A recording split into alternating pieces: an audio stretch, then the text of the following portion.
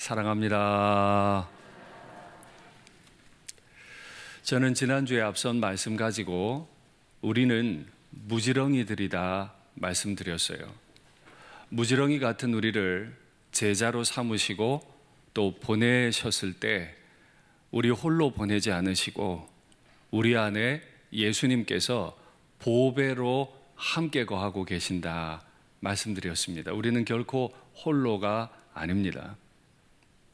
그런 우리가 우리 자신을 잘 깨뜨릴 때 우리가 가는 곳에서마다 보배이신 예수님이 아름답게 드러나게 될 줄 믿습니다. 그렇게 우리가 우리 자신을 깨뜨려 보배이신 예수님을 잘 드러내면 그 자체가 우리 인생이 정말 보배로운 인생으로 쓰임받게 되는 것인 줄 믿습니다. 주님께서 제자들을 이제 보내시면서 한 가지 무거운 말씀을 전하십니다. 보라, 내가 너희를 보냄이 양을 이리 가운데로 보냄과 같도다. 양과 이리, 이 두 짐승은 절대 만나면 안 되는 짐승이지요. 좀 더 정확히 말하면 양 입장에서는 절대 이리를 만나면 안 됩니다. 그런데 반대로 이리는 반드시 꼭 양을 만나야 합니다. 여러분이 잘 아시지만 이리는 정말 강한 이빨을 가지고 있죠. 먹이를 한번 발견하면 끝까지 달려가는 집념의 상징입니다. 뿐만 아니라 이 이리는 혼자 다니지 않아요. 떼를 이루어 다닙니다. 그래서 이리가 너무 무섭거든요. 그 이리 가운데로 양을 보낸다. 지난번에 말씀을 드렸습니다마는 양은 사람들의 보호가 없으면 가장 먼저 멸종되었을 동물이라고 동물학자들이 말한다 말씀드렸습니다. 세상에서 가장 약한 동물인 양이 강한 이빨을 가지고 끝까지 먹이를 추격하고 떼를 지어 다니는 그 이리 가운데로 보내집니다. 이것이 제자와 보냄받은 자들의 숙명입니다. 우리는 절대 이리를 만나고 싶지 않지만 우리의 숙명은 그 이리 떼들 가운데로 보내진 것입니다. 그러면 양들도 무기가 있어야 하지 않을까요? 이리는 그렇게 떼를 짚고 강한 이빨을 가지고 끝까지 따라다니면 양도 자기를 지킬 무기가 있어야 하지 않을까요? 동물 양들에게는 무기가 없어요. 그러나 제자로 보냄받은 그 귀한 양들에게 무기를 주셨어요. 그러므로 너희는 뱀같이 지혜롭고 비둘기같이 순결하라. 이게 무기예요. 사실 이 말은 예수님께서 창의적으로 지어낸 말은 아닙니다. 당시 사람들이 일반적으로 사용하던 말입니다. 율법을 해설해 놓은 미드라시라고 하는 책에 보면 이런 말이 있습니다. 너희는 나에 대해서는 순결해야 하고 이방인들에 대해서는 지혜로워야 한다 라고 하는 설명이 있어요. 유대인들이라면 다 알고 있고 유대인들이었던 제자들도 당연히 다 아는 내용입니다. 어떻게 해요? 하나님께는 순결하고 이방인들에게는 지혜로워야 한다. 양이 보냄받은 자로서의 사명을 잘 감당하려 할 때 가져야 할 두 가지 자질을 두 동물을 통해 대조를 했습니다. 대조를 통해 매우 강력하게 예수님의 뜻을 전달하는 거죠. 뱀같이 지혜로워야 한다 했는데 여러분 어른들은 아마 잘 아실 겁니다. 뱀은 진짜 지혜의 상징이죠. 땅 속에서 어떤 변화들이 일어나면 가장 먼저 집을 이동시키는 동물이 뱀이래요. 그래서 옛날의 조상들은 지진이 올 것을 뱀의 움직임을 보고 먼저 알았대요.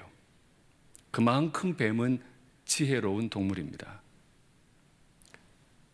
양으로 보냄받는 우리가 이리 때들 앞에서 가질 수 있는 무기, 바로 지혜입니다. 그러면 지혜가 어떻게 무기가 될 수 있을까요? 야고보 사도가 이렇게 설명했습니다. 말씀 확인하시죠? 너희 중에 지혜와 총명이 있는 자가 누구냐? 그 지혜와 총명이 있는 그는 선행으로 말미암아 지혜의 온유함으로 그 행함을 보일지니라. 강한 이빨을 드러냅니다. 한 번 추격하면 끝까지 따라 붙습니다. 때를 이루어 덤벼듭니다. 그 이리들을 대하는 연약해 빠진 양들의 무기는 지혜의 온유함입니다. 제자와 보냄받은 우리가 가질 수 있는 최고의 무기는 이리들보다 더 강한 이빨을 가지는 게 아니에요. 강한 인내력을 가지는 게 아니에요. 때를 지어 돌아다니는 것도 아니에요. 그저 연약한 한 마리 양일 뿐이나 온유한 마음을 가지고 세상을 돌아보고 대하는 것인 줄 믿습니다. 그러면 이 거룩한 지혜, 이 지혜의 온유함을 어떻게 하면 가질 수 있을까요? 양들에게는 원래 그 지혜가 내재되어 있지 않잖아요. 오히려 구약 말씀을 보면 우리는 다 양 같아서 각기 그릇된 제 길로 갔거늘. 양은 지혜가 없어요. 그런데 어떻게 이 지혜를 가질 수 있습니까? 야고보 사도의 말씀 이어서 보겠습니다. 너희 중에 누구든지 지혜가 부족하거든 모든 사람에게 후하게 주시고 구한다고 미련하다고 꾸짖지 아니하시는 하나님께 구해라. 그리하면 주시리라. 할렐루야. 우리가 양임을 인정한다면, 우리에게 지혜의 온유함이 필요함을 인정한다면 하나님 아버지 앞에 간절히 간구하십시오. 이리 때들 가운데로 양을 보내시며 마음 아파하시는 예수님 앞에 간구하면 하늘의 아버지께서, 우리를 훈련시키시고 파송하시는 하나님 아버지께서 우리의 간구에 대해 들으시고 응답하시지 않으시겠습니까? 반드시 들어 응답해 주실 줄 믿습니다. 뿐만 아니라 비둘기같이 순결해라. 비둘기는 많은 짐승들 가운데 하나님 앞에 드려질 수 있는 정결한 짐승입니다. 이스라엘 사람들에게 동물은 크게 세 부류로 나뉩니다. 사람이 먹어서는 안 되는 짐승, 가장 부정한 짐승이죠. 사람이 먹을 수 있는 정결한 짐승, 사람이 먹을 수 있을 뿐 아니라 하나님께 제물로 드릴 수 있는 정결한 것 중에 정결한 짐승, 하나님께 제물로 드려져서 가까이 갈 수 있는 짐승이 비둘기예요. 너희는 내게 대하여 순결해라. 우리의 무기는, 비둘기같이 작고 연약한 우리의 무기는 우리가 주님 앞에 서 있을 수 있다. 우리의 인생을 제물로 받아주시는 하나님 그 자체인 줄 믿습니다. 예전에 에덴에 뱀이 살았죠. 이 뱀은 아주 지혜로웠습니다. 지혜는 있는데 순결함이 없으면 벌어지는 일이 하나 있죠. 하나님으로부터 독립해버립니다. 하나님의 뜻이 무엇이든 간에 그 지혜를 가지고 내 뜻을 성취하려 합니다. 내 나라를 만들고 싶어 해요. 나를 드러내고 싶어 해요. 지혜는 썼는데 순결함이 없어서 망해버려요. 지혜가 정말 온유해지려면 하나님 아버지 앞에 순결함을 가져야 하는데, 지혜가 순결하다는 뜻은 하나님으로부터 독립하려는 내 마음을 꺾어버리고 나 자신으로부터 독립하기를 선택해야 한다는 겁니다. 제자로 훈련되기 싫고 보냄받기 싫고 사랑하기 싫고 온유하기 싫은, 내 뜻대로 하고 싶은, 내 마음을 하나님 앞에 제물로 올려놓고 내가 주인 되고 싶은 나로부터 독립을 선포하는 것, 그것이 양들이 가질 수 있는 최고의 무기예요. 그래서 너희는 뱀같이 지혜롭고 비둘기같이 순결해라. 그렇게 무기를 장착한 다음 그들이 세상 가운데로 나가봐야 이리 떼들이죠. 그들이 너희를 공회에 넘겨주겠고 채찍질하리라. 총독들과 임금들 앞에 끌려가리니. 우리가 주님의 제자가 되고 보냄받는다는 뜻은 공회 재판장에 넘겨진다는 뜻입니다. 때로는 엄청난 채찍질을 당할 겁니다. 동족인 유대인들뿐만 아니라 이방인인 총독들, 더 나아가서 임금들 앞에까지 가서 고통을 당해야 할지도 모릅니다. 물을 수 있습니다. 하나님, 힘들게 예수님 믿었는데, 다 버리고 예수님 믿었는데 왜 우리는 끌려가야 하고 채찍질을 당해야 하고 심판을 당해야 합니까? 이는 그들과 이방인들에게 증거가 되게 하려 함이라. 하나님은 이 연약한 무지렁이 인생들을 심판의 자리로 던져 놓으시고는 우리의 모습을 통해 주님과 주님의 나라가 힘있게 드러나기를 원하세요. 그 고통스럽고 숨막히는 자리에서 나 자신이 깨트려지는 순간 내 안에 보배롭게 존재하고 계시는 그 예수님과 예수님의 나라가 아름답게 드러나기를 원하시는 거죠. 사실은 박해받는 자들이 증거가 된다는 말이 맞습니다. 예루살렘 교회를 괴멸시키고 다메섹에 있는 공동체를 부수기 위해서 사울이 다메섹으로 가고 있었습니다. 그러나 그 박해받는 다메섹 공동체 아나니아는 사울에게 증거가 되었습니다. 바울도 마찬가지죠. 체포되어서 너무너무 힘들게 배를 타고 로마까지 가서 임금 앞에 섰습니다. 그러나 바울은 바로 그 자리에서 증거가 되었습니다. 그 이후에 콜로세움이 세워졌습니다. 황제 앞에서, 놀이개를 찾고 있는 로마 시민들 앞에서 예수님 믿는다는 이유로 끌려 나온 어린 아이들, 여성들, 심지어 노예들도 검투사가 주지 못하는, 장군들이 주지 못하는 굉장히 충격적인 장면을 보여줍니다. 그들은 칼 앞에서, 맹수 앞에서 두려워하지 않습니다. 그의 안에 계신 보배이신 예수님이 그 콜로세움에서 힘있게 증거가 된 줄 믿습니다. 우리나라도 마찬가지죠. 일제시대 때 정말 고통당하고 다 빼앗기고 독립하고, 독립하자마자 좌우로 나누어졌다가 전쟁이 일어나고 온 땅이 쑥대밭이 되었기 때문에 온 나라가 가난했고 농작법을 잘 몰라서 보릿고개가 심했던 바로 그때, 그 고통스러운 순간에 예수님 믿기 위해 가정에서 많은 박해 가운데서도 기도하기 위해 교회로 나오셨던 기도의 어머니들, 얼마나 모진 고통 당하셨어요? 저는 그걸 잘 몰라요. 제가 어릴 때 제 어머니가 보여주신 모습은 알아요.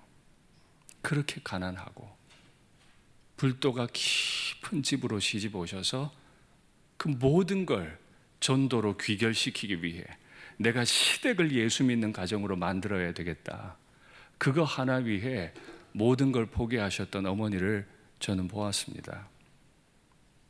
진짜 힘들고 가난했지만 그 자리에서 찬송가 301장,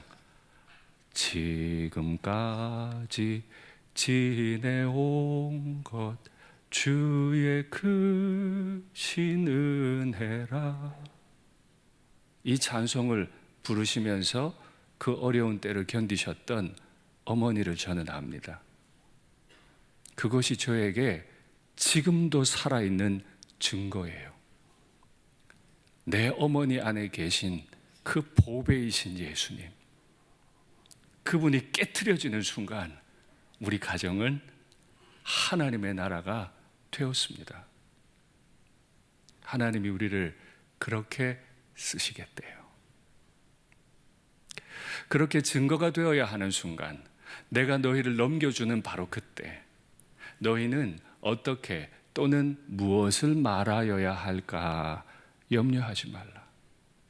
이는 말하는 이가 너희가 아니라 너희 속에서 말씀하시는 이 곧 하나님 너희 아버지의 성령이시니라. 아멘. 우리는 때로 사람들 앞에서 이렇다 저렇다 막 말하고 싶어요.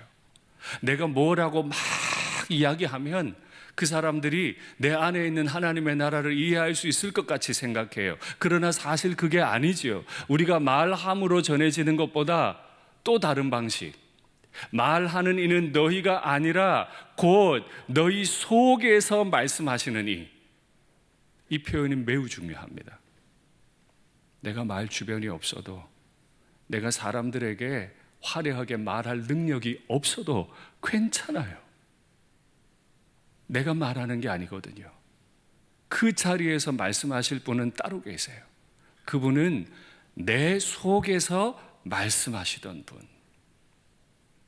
제자고 보냄받았지만 여전히 무지렁이들이에요.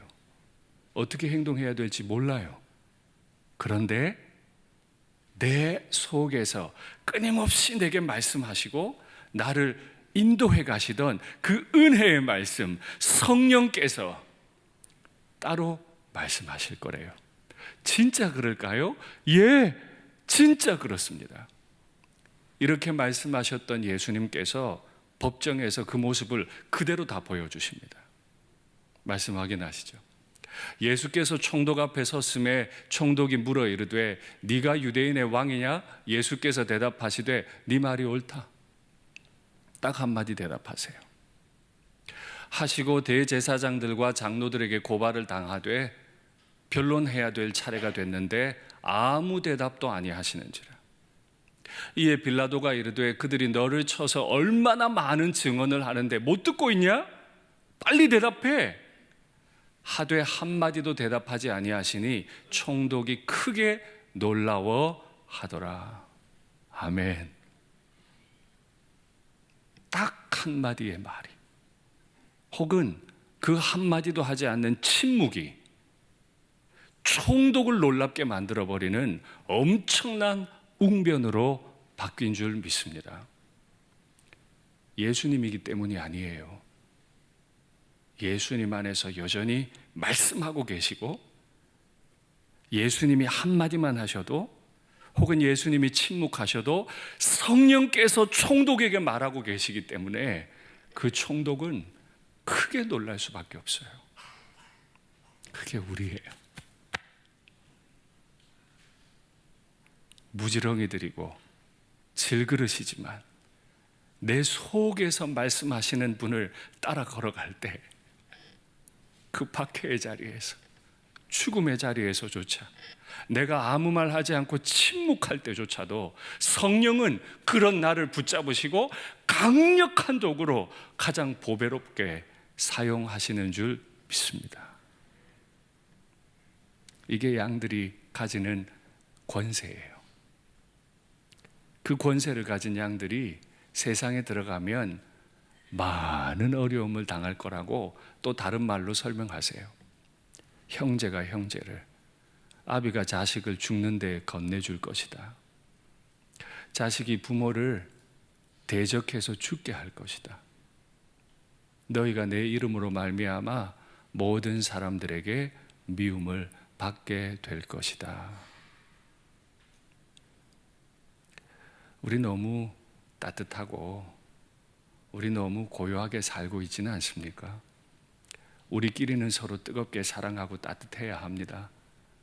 그러나 세상에 나가서 내 이웃들에게, 내 일터의 동료들에게 복음 전하려 할 때 대적이 생기고 고통을 당하는, 어쩌면 내가 보배를 드러내기 위해 이 내 성질을 깨트려 버리고 내 계획을 깨트려야 하는 이 부르심에 순종하고 있습니까? 우리가 가져야 할 지혜는 똑 부러지는 똑똑함이 아니라 온유함이라. 우리가 가져야 할 지혜는 주님 앞에 제물로 피 흘리는 순결함이라. 이번 한 주 그렇게 주님 앞에 쓰임 받으면 좋겠습니다. 모든 사람이 예수님 잘 믿고 보냄 받고 힘있게 예수님을 드러내다 보면 나를 미워하게 되겠지만은 바로 그때 주님이 약속을 주십니다. 끝까지 견디는 자는 구원을 얻을 거다. 견딜 힘이 있습니까? 박해를 견딜 힘이 있습니까? 내 성질 하나도 못 견디는데요. 못 견뎌서 소리 내는데요. 순종 안 하는데요. 난 견딜 힘이 없어요. 어떻게 견디죠? 내 속에서 말씀하시는 이 곧 너희 아버지, 내 아버지께서 우리를 도우라고 파송하신 성령께서 우리에게 견딤의 말씀을 주실 줄 믿습니다. 진짜 속상하고 힘들어도 그 말씀 붙잡고 잘 견뎌가면 주님께서 우리를 마침내 구원하실 것을 믿습니다. 이 동네에서 박해를 받으면 저 동네로 피해라. 그러면 이스라엘 온 동네에 복음이 전해지기 전에 인자가 올 거다. 이 말은 매우 어렵습니다. 여러 가지로 해석할 수 있습니다. 무엇인지 모르나 분명한 한 가지, 우리가 복음 전하는, 우리 스스로를 깨뜨려가는 그 일을 하려 하면 반드시 인자께서 우리 가운데 오시고 우리의 수고를 알아주시고 열매 맺게 하실 것을 믿습니다.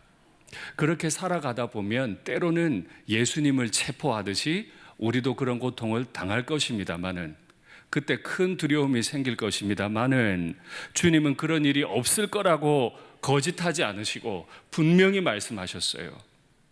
몸은 죽여도 영혼을 능히 죽이지 못하는 자를 두려워하지 말고 몸과 영혼을 능히 지옥에 멸하실 수 있는 분을 두려워하라. 몸은 죽이나 영혼을 능히 죽이지 못하는 자들, 예수님을 체포한 총독이죠. 우리에게 린치를 가할 유대인들일 겁니다. 두렵지요. 그러나 두려워하지 않을 수 있는 것은 몸과 영혼을 능히 지옥에 던지고 가두어 버리실 수 있는 내 하늘 아버지께서 내 뒷배가 되시고, 내 하늘 아버지께서 지금 나를 박해하는 그 이리떼들을 지옥에 가두어 버리실 것을 믿는 믿음 때문인 줄 믿습니다. 너희는 머리털까지 세신 바 되었으니 두려워하지 마라. 눈에 보이지 않는 천국과 지옥을 다 주관하시는 분, 몸과 영혼을 능히 지옥에 멸하실 수 있는 분, 눈에 안 보이는 것까지도 다 보시는 그분이 이 보잘것없는 무지렁이의 머리털까지 하나하나 세실 만큼 우리를 주목하여 보시고 다 알아주신대요. 우리는 이것을 믿습니다. 이걸 알려주시기 위해서 한 가지 비유를 쓰시죠.